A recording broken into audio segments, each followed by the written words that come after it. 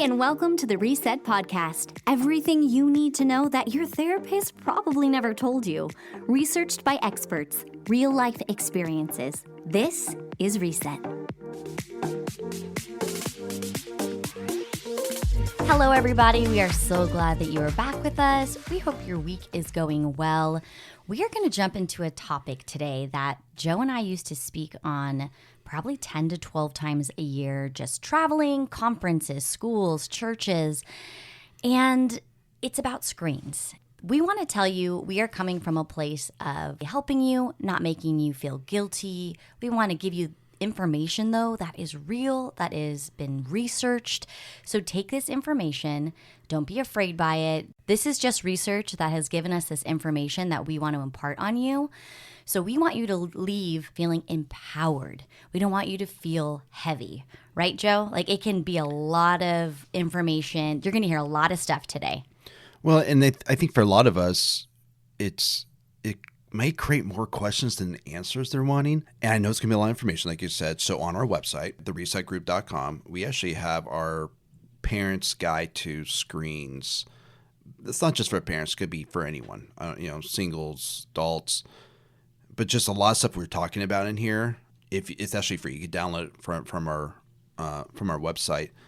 That is like everything you need to know, from video games to pornography to what does the Reset Group like for protection when it comes to, for screens, and to even the research we're going to talk about. There's a lot more research in the screens guide that we have. I'm not going to cover it all because I know with stats we could lose people.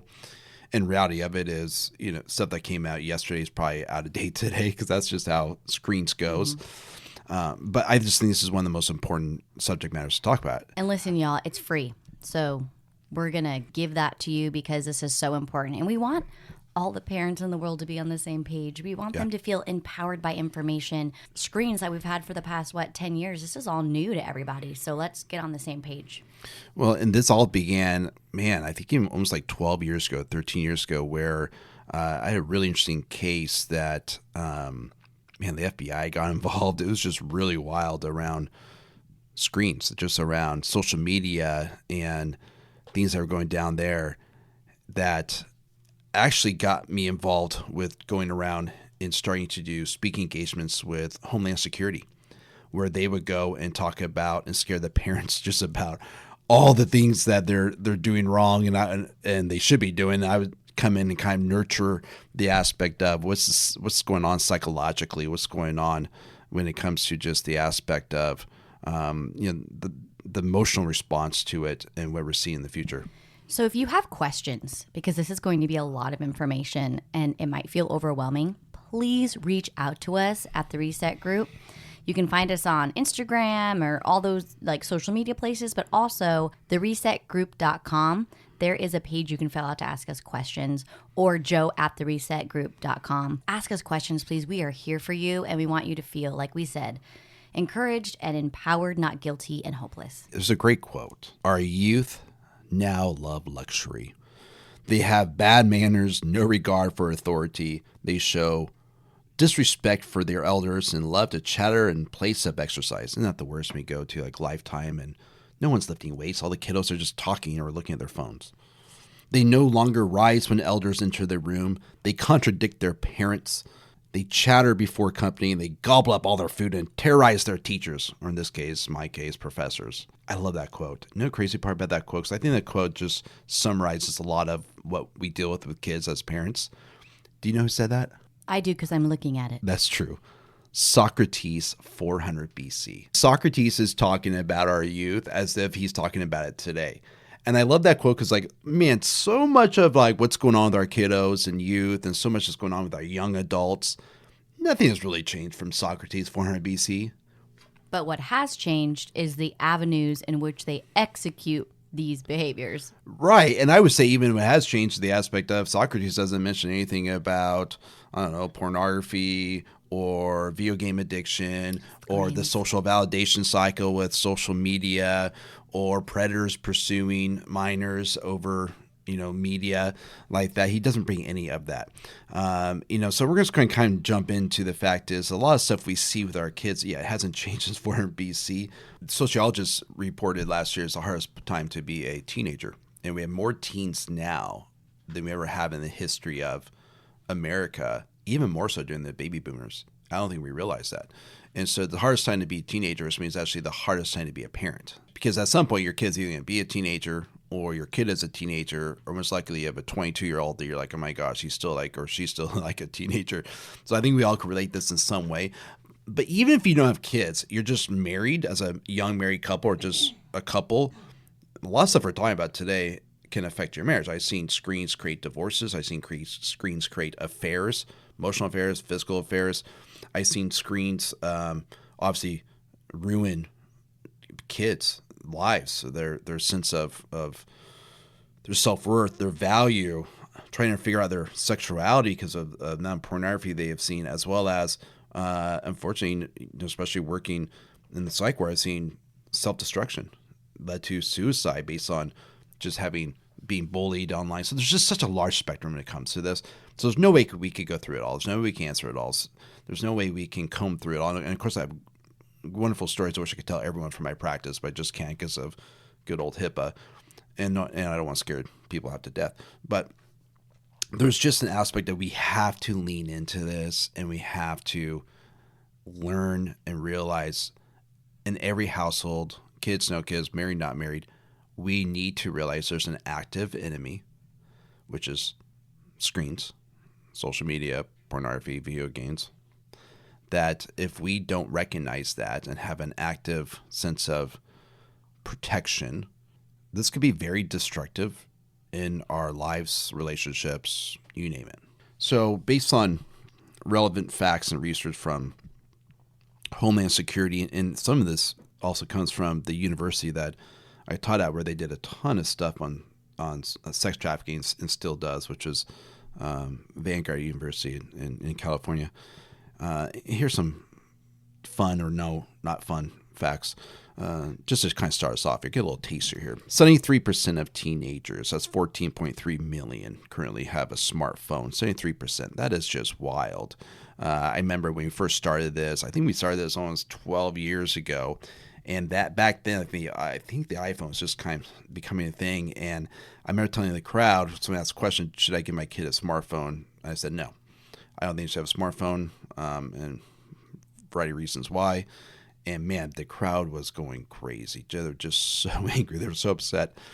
And I say that because 7 years after that, I got this email from a parent saying, hey, I just let you know, I was part of that Screens and Teens talk that you did at this church, and you said this thing, and the crowd was upset. I was upset, and it ends up being that you were dead right, and we wish we listened to your wisdom when it comes to that. Kids don't need internet on their phone. 15%, 2.9 million have basic phones, meaning like the dumb phone. Remember the flip phone, the Razor? Of course I do. I was super cool with that. Now the phones are like so large. I also had the BlackBerry, the Crackberry. Mm-hmm. I think when I first met you, we both had Blackberries. I had it on my hip. Oh gosh, no, you didn't. Yes, I wouldn't have dated you. Average kid gets a cell phone at 12.1 years, 12.1. So kind of like right after their 12th birthday. Okay, for your present, and give you this for a variety of reasons. 93% of teens feel safer because they have a phone. This actually comes from the book Irresistible. If you want to have one book that you want to read as kind of like the Bible of screens, I know there's a lot of them out there. My favorite is Irresistible. It is fantastic. But think about that. 93% say, hey, when I have this phone, I actually feel safer. Based on my practice, a lot of parents feel safer that their kid has it so they could track them and that kind of stuff. But so you think this one little black box, I don't know what you want to call it, can make someone feel secure, not knowing that something makes you feel secure and make you feel right can actually be something that could be dangerous. 51% of parents monitor their teens' phone versus 93% on computers. And by the way, I hope that number becomes 99%. Mm-hmm. That is one of the biggest debates in my practice is, should we give them trust and should we let them go and wait till they make a mistake? No. We have a whole podcast on it, y'all. Go check it out. Make that 99%. And as well as computers as well. And there's a variety of ways. Matter of fact, on the parenting guide that we have, we give you our go-tos about how to protect and make it happen. 17 states have laws against underage sexting, including the state we came from, California. There's actually was a documentary about this recently on Netflix, which is interesting, meaning that, you can't be, as the kids call, sending nudes at underage, especially to minors. I've had cases with that where minors would send to each other, get caught. Man, school got involved.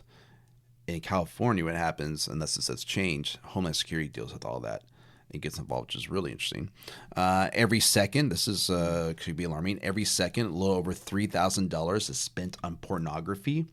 Maybe with inflation has gone to $6,000. I don't know. But think about every second. And that's specifically in the United States, by the way. That's honestly heartbreaking.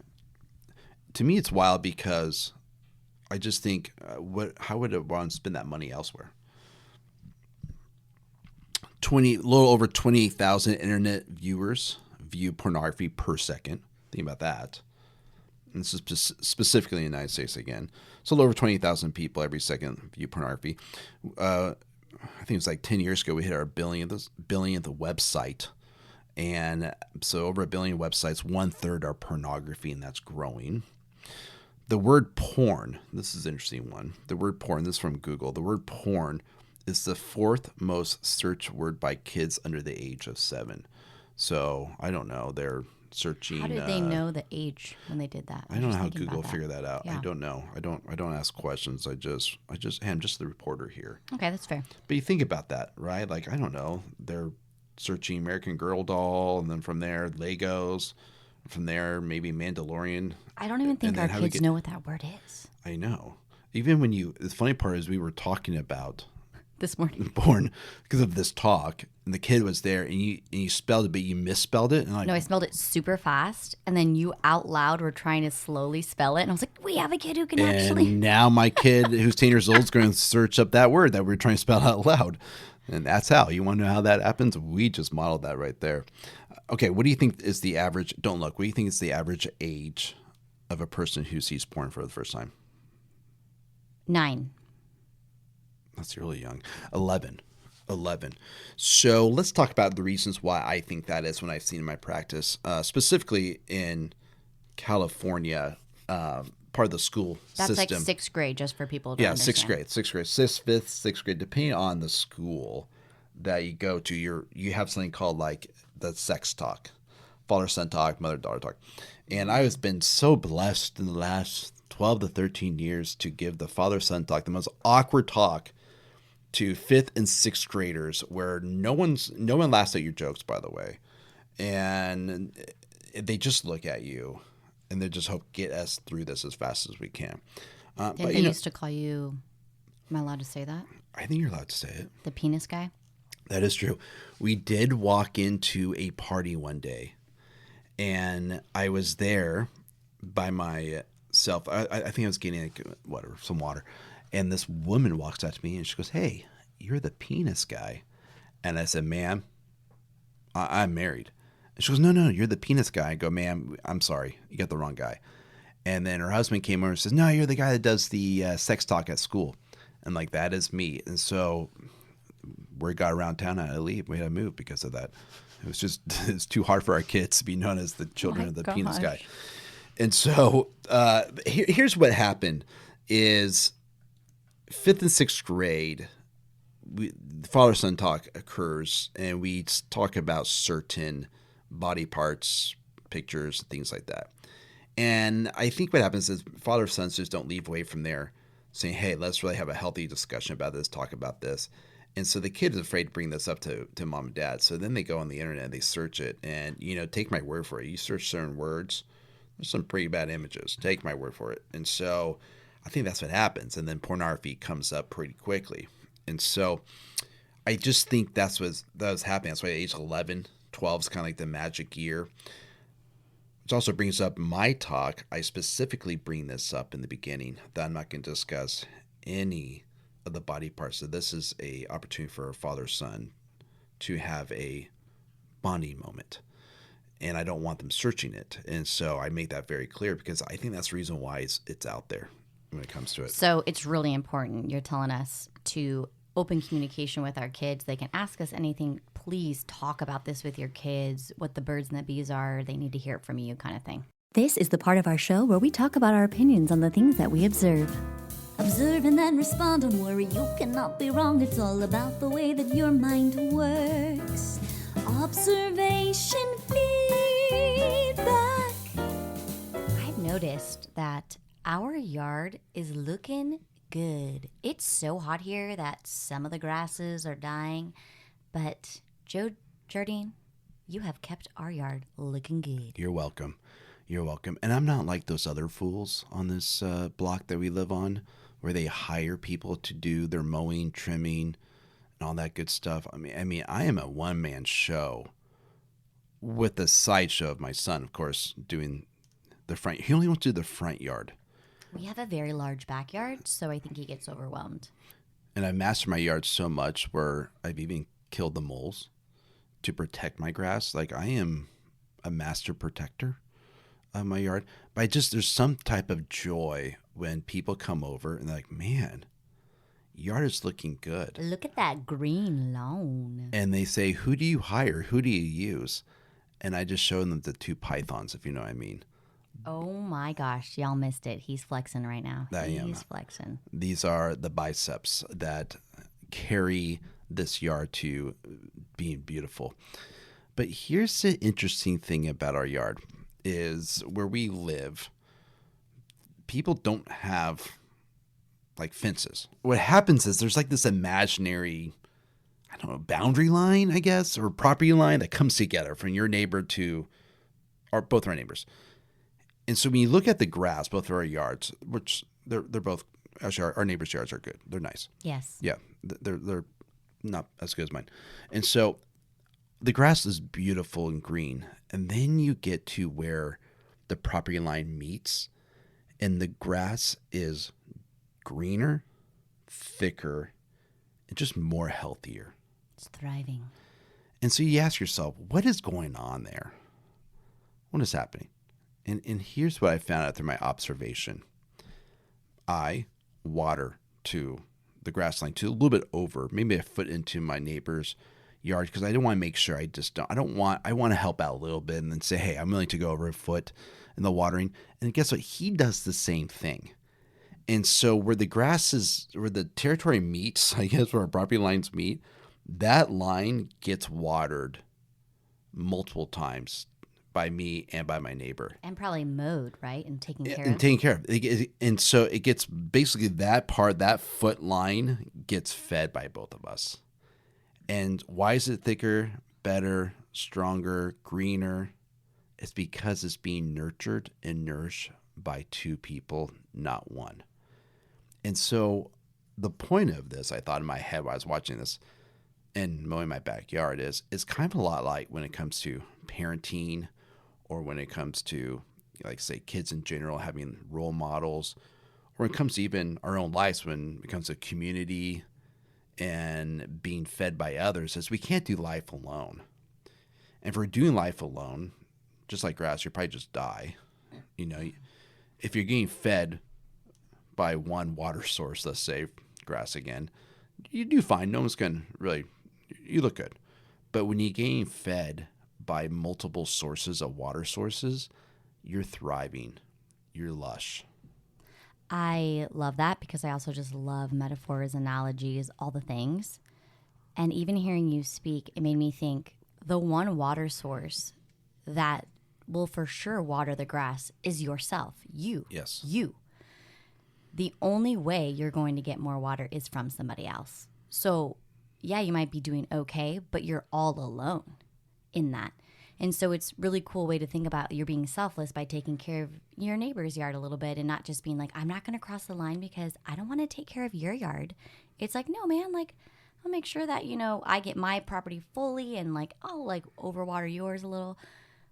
That's a beautiful thought. Well, it's just, you can't do life alone. And people who want to do life alone and don't feel like, hey, I don't want your help. I don't want your help. I don't want your help. I kind of think about our kids sometimes like, I don't want your help. I got this. which we're all about autonomy and independence. I think that's beautiful. But the reality of it, to go from just living to thriving, or just from existing to living, you need people feeding you in your life emotionally, mentally. You need people to be there. You can't just do this life alone. And so you have to have a community. You call it your tribe. You have different words. I know you love your community talk, but it's so needed. Well, and I think if you switch that word help with support, it helps a lot of, it helps. Look what I did there. If you switch the word help with support, it's going to give you a different perspective. There are a lot of people who like to do things by themselves and think they can just get it done. And it's really hard for them to ask somebody to come in and quote unquote help them. But if you look at it as support, it just kind of changes your mindset of course I want to support my neighbor, my friends, my family. That helps. I've noticed that's helped a lot of my friends in my own life who have a really hard time reaching out to the people around them. Now back to the show. Psychology Today, man, this is a long time ago. This must have been 5 years ago, 15 years ago, sorry. And I remember to the 6th, they used this quote that they were doing research on like sex, sexuality, and kids. And they said, whoever is the first has the greatest influence over your kids' viewpoint or just opinion The about first sex. to talk about it. Mm-hmm. And so we don't want school to be the first.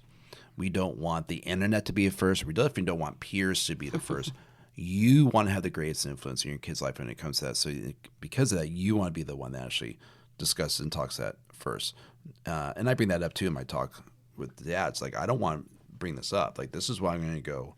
I'm going to set it up, put it on a tee for them to kind of hit out of the park, as we say. Does that make sense? Mm-hmm. Okay, so 1/3 of porn users are actually women, and it's increasing. This is actually interesting in the social psychology realm. Is a couple things is that we're recognizing that porn is actually changing. It's pursuing women more emotional, the storylines and that kind of stuff, because they're recognizing that a lot of women are watching more. Well, why is that? Well, because a lot of men, if you don't know, it's a really good book. If you want a second great book you should read regarding this, it's called Boys Adrift. But a lot of men aren't really having sex anymore with women. They're just preferring masturbation and preferring pornography over sex. They're not dating in college, and this is a totally different subject matter we could talk about the aspect of young adults and 18-year-olds and older, just the crisis there that's happening. So women are pursuing, in many ways, pornography as a way to meet certain physical needs that they never did before. What do you think is the least day that people watch porn? So don't look. I want you to just... Like day of the week or? Day of the year. What is the day of the year that the people statistically don't watch porn? It's got to be a holiday. Okay. Christmas. One? No. Valentine's Day. Yeah, the loneliest day of No, the that year. would make sense, actually. I'm going to Valentine's Day. watch. Okay, what is porn. it, Joe Jardine? Thanksgiving. I think it's obvious. My favorite holiday. Yeah, I think it's obvious. You got football, families around you, Wow. and turkey makes you tired. So you just, I just can't go That's and so watch fascinating. porn. Yeah, we think is the most popular day of watching porn every year. Like a specific day? I'll give you a hint. It's not a holiday, but it's actually a day of the week. So either a Monday through a Sunday. Okay, Monday through a Sunday. How about Friday?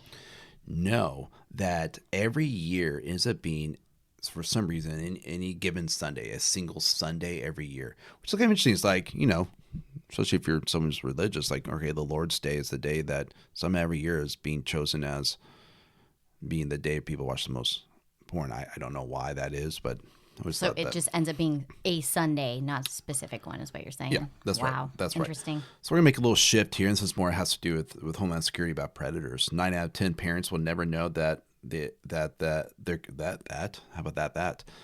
kid has had any inappropriate contact when it comes in. And I can vouch for that. I've had a lot of my kiddos have some interesting contacts. So I'm like, I think you're getting catfish. No, I'm not. We're good. Okay, sounds good there. 1 in 7 kids have been sexually solicited online, my gosh, I mean, I think it's more than that, what I see. 82% of predators study teen social media likes and dislikes. This is the big thing that Homeland Security would teach the parents, which is predators would look at pictures and videos about what's in their background, what are they wearing, when do they pose, how do they pose, this is the same location, and they will study them. And then that would be the way that they would DM them, direct message for you kiddos out there. And they would do that, and they would speak into their life from, hey, I see that you're really into, I don't know, let's say it's like a certain anime or some type of poster in the background, and they connected them on that. They just be predators in many ways. What I learned from Homeland Security, they get a PhD in your child. And so before it used to be like a numbers game where they just kind of go out and try and figure out where they can find a kid. Now they actually are studying. They go and they figure, okay, I want this child, and they study, which is very alarming in so many ways. Which is why it's important to have private profiles. Yes. Yes. Yes, or not for You do kids. not accept any friends that you do not know. Or have no social media for kiddos. 65% use social media to know where the victim lives and goes to school. And so, when it comes to, let's say, when it comes to, I used to talk about this, like, if your kid's going to have social media and they're going to post, I don't like them posting with their school uniform on, or like as a cheerleading uniform on, or same with like, I don't like post with, bathing suits and that kind of stuff.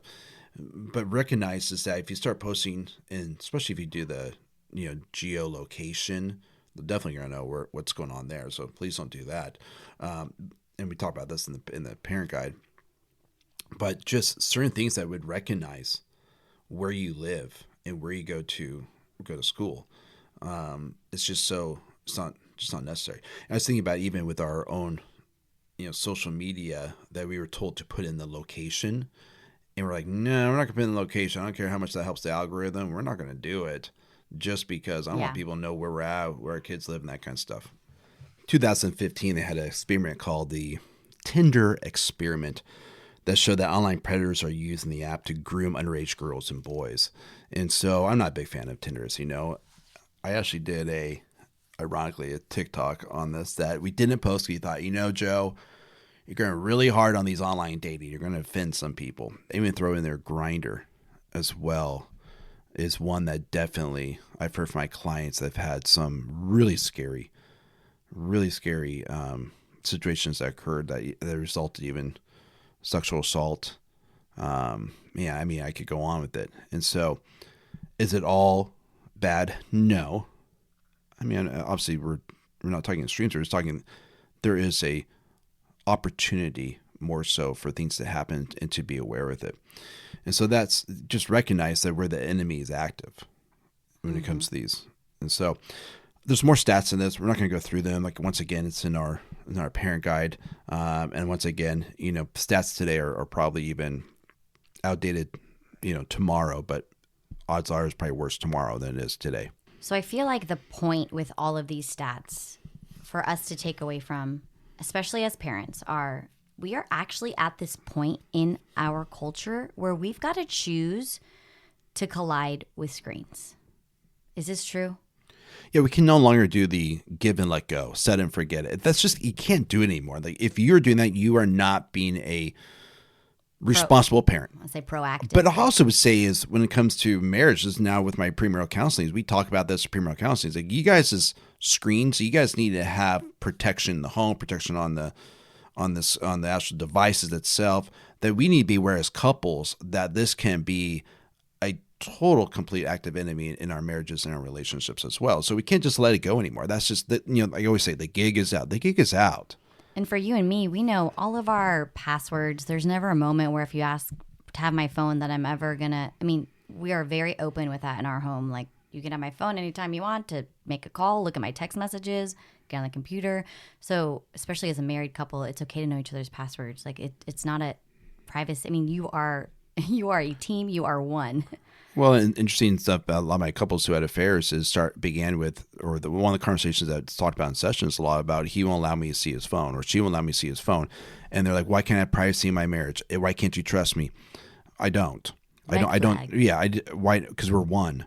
And with one comes openness. And so I can't, not let the right hand not know what the left hand's doing. That just doesn't happen with our body.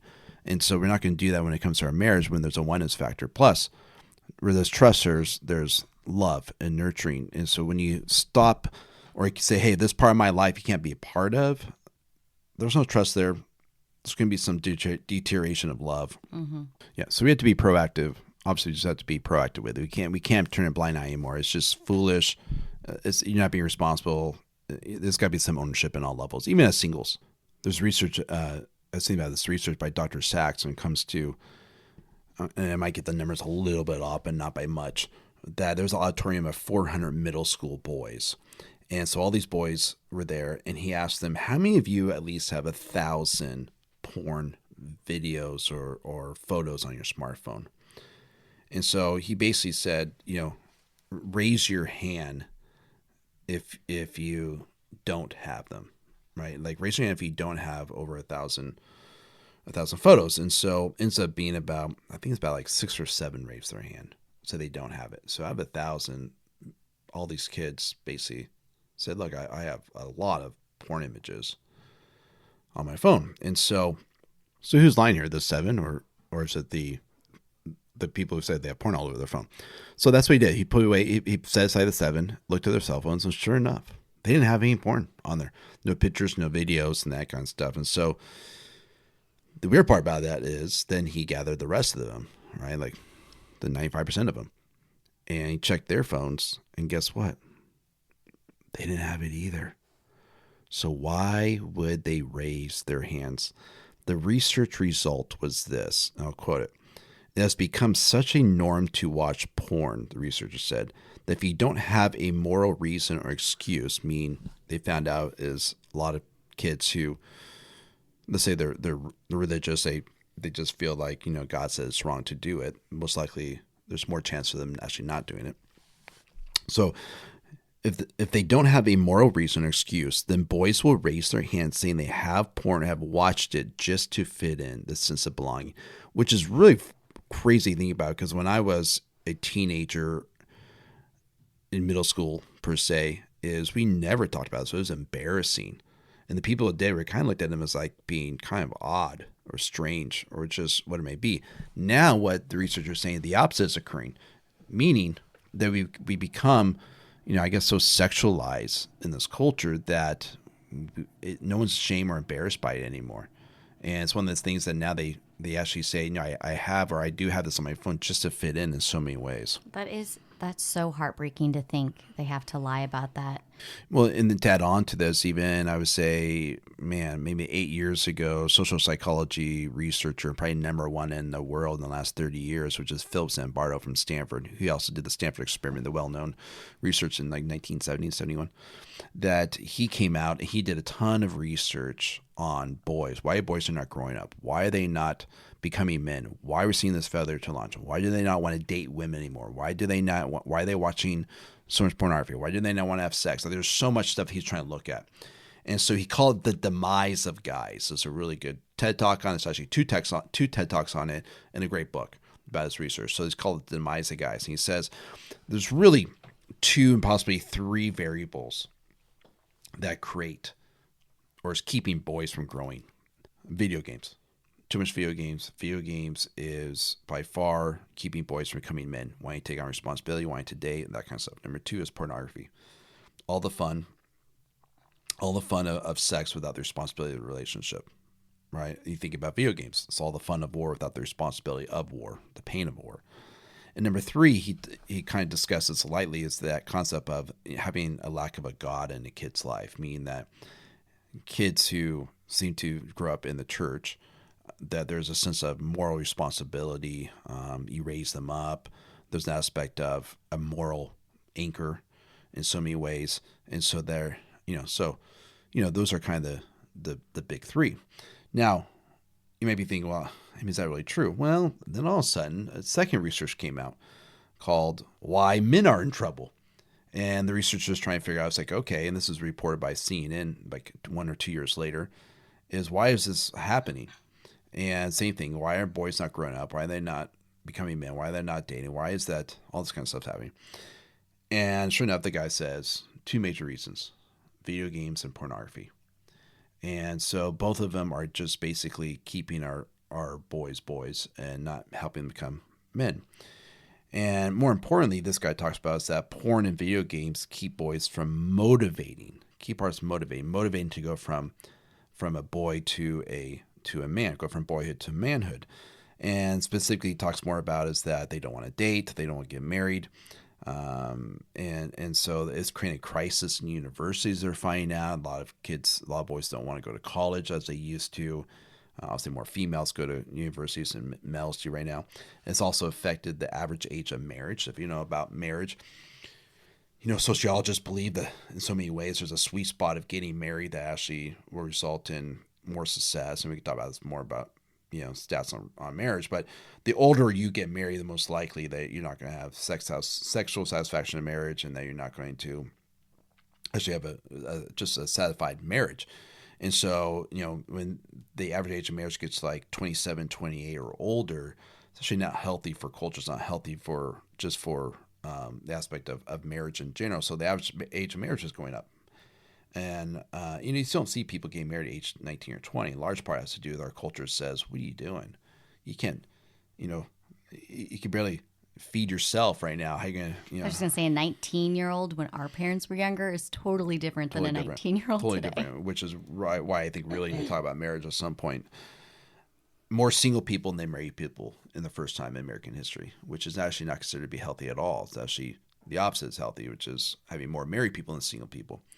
And so we're just seeing this byproduct of it in the social psychology aspect of it. And so we see this is happening, and obviously it affects man, it's going to affect women, because there's going to be a byproduct and there's a dynamic there being played out. What we're also seeing is the aspect in psychology, something called a reverse iceberg effect, which is this concept in which before the tip of the iceberg would be social media. So we see social media like, oh my gosh, what else is happening we don't see? Now what's happening is social media is becoming really the base of it. Meaning like the tip is what we're seeing. Social media is really being so out there. Like you can find pornography on Instagram, you can find pornography, on Netflix. You can find, so all the stuff we're seeing now that we thought was the tip is actually now with the basis being exposed completely. Like we're under the water, baby. Yes, we're seeing the huge part, and that the tip part that we thought is actually maybe, yeah. That's so interesting. Like the tip part used to be the aspect in which, hey, look how good our lives are. Everyone's happy. Now we're getting so numb and we're getting so just, desensitized is now that you're exactly right. Now we're underneath the water. I didn't think about that, put it that way. But that's what's drowning, happening. baby. We are drowning, baby. The two-dimensional world is really taking over what we are developmentally in so many ways. And so it's not going to change.